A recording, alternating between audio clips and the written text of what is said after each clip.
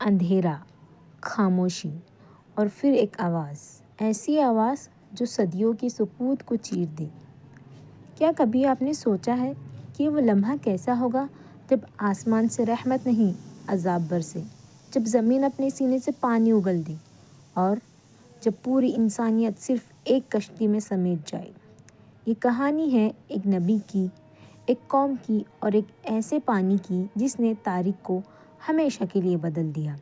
یہ ہے حضرت نوح علیہ السلام کی کشتی اور پانی کا عظیم واقعہ۔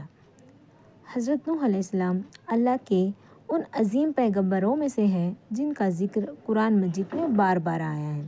آپ انسانیت کے پہلے رسول ہیں جنہیں شرک میں ڈوبی ہوئی قوم کی طرف بھیجا گیا۔ یہ واقعہ صرف ایک تاریخی قصہ نہیں بلکہ ایک زندہ سبق ہے: صبر، دعوت، انکار، عذاب، نجات اور اللہ کی متعلق قدرت کا اعلان۔ آج ہم اس واقعے کو ایک اسلامی دستاویزی انداز میں، قابل فہم اور مؤثر انداز میں سنیں گے۔ زمین آباد ہے مگر دل ویران ہو چکے۔ حضرت آدم علیہ السلام کے بعد وقت گزرتا گیا۔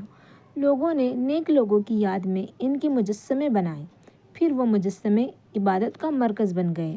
اللہ اکبر! ودّ، سوا، یغوث، یعوق اور نصر نام بدل گئے مگر مقصد ایک ہی رہا: اللہ کے سوا کسی اور کو سجدہ۔ اسی اندھیرے میں اللہ نے ایک نور بھیجا: حضرت نوح علیہ السلام۔ قرآن کہتا ہے، ہم نے نوح کو اس کی قوم کی طرف بھیجا۔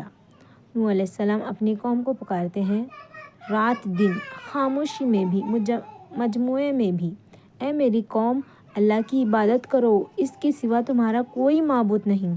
مگر جواب: ہنسی، تمسخر، انکار۔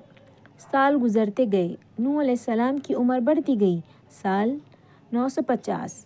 دعوت، صبر، برداشت۔ صرف چند لوگ ایمان لائے، باقی وہ کہتے تھے، یہ تو ہم جیسا ہی انسان ہے۔ وہ کہتے تھے، اگر یہ سچا نبی ہوتا تو فرشتے اس کے ساتھ ہوتے۔ یہاں تک کہ قوم کے سردار نوح علیہ السلام کے پاس آ کر بولے، اگر تم باز نہ آئے تو تم سنگھار کیے جاؤ گی۔ یہ وہ لمحہ تھا جب انسانیت کا فیصلہ ہونے والا تھا۔ نوح علیہ السلام نے اپنے رب کی طرف رخ کیا: اے میرے رب، یہ قوم مجھے جھٹلا چکی ہے، تو ہی ہے فیصلہ فرما۔ اللہ کا حکم آیا، ایک کشتی بناؤ ہماری نگرانی میں اور ہمارے حکم کے مطابق۔ ایک نبی خشک زمین پر کشتی بنا رہا ہے۔ لوگ ہنستے ہیں، طنز کرتے ہیں: نوح پاگل ہو گیا ہے، زمین پر کشتی؟ نوح علیہ السلام خاموش ہیں۔ ان کے دل میں یقین ہے، ہر کیل اللہ کے حکم سے، ہر تختہ ایک امتحان۔ اللہ نے فرمایا، جب ہمارا حکم آ جائے اور تنویر سے پانی ابلنے لگے تو ہر جانور ایک جوڑا اور اپنے اہل ایمان کو سوار کر لینا۔ یہ تنور ایک نشانی تھی۔ اچانک زمین کانپنے لگی، تنور سے پانی ابل پڑا، آسمان سے بارش برسنے لگی۔ یہ عام بارش نہیں تھی، یہ فیصلہ تھا۔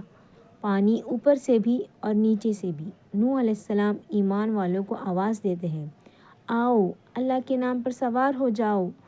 جانور جوڑے کی صورت میں آتے ہیں، کشتی بھر جاتی ہے۔ پھر نوح علیہ السلام اپنے بیٹے کو دیکھتے ہیں، بیٹا، ہمارے ساتھ سوار ہو جاؤ۔